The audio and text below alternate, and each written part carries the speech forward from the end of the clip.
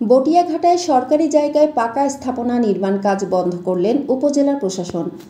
খুলনার বটিয়াঘাটা উপজেলার সুন্দরমহল এলাকায় সরকারি জমিতে অবৈধভাবে পাকা স্থাপনা নির্মাণের অভিযোগে নির্মাণ কাজ বন্ধ করলেন উপজেলা প্রশাসন। গত বৃহস্পতিবার ঊর্ধ্বতন কর্তৃপক্ষের নির্দেশে উপজেলা সহকারী কমিশনার ভূমি শরীফ শাওনের নির্দেশে এই অবৈধ স্থাপনা নির্মাণ কাজ বন্ধ করা হয়। তো সব জায়গায় আছে, এটা এ তো খালি আমাদের না, ডুমরে আছে, ওরা একভাবে খাচ্ছে, আমরা একভাবে খাচ্ছি। জানা যায়, বটিয়াঘাটা উপজেলা এলাকার সুন্দরমহল বাজারের সাপ্তাহিক হাটের অস্থায়ী দোকান বসার সরকারি জায়গায় পাকা স্থাপনা নির্মাণ করছেন স্থানীয় বাজার কমিটির সভাপতি কাশেম গাজী ও পল্লী চিকিৎসক আজিজুর রহমান। স্থানীয় প্রভাব খাটিয়ে এই পাকা স্থাপনা নির্মাণ কাজ শুরু করেন তারা।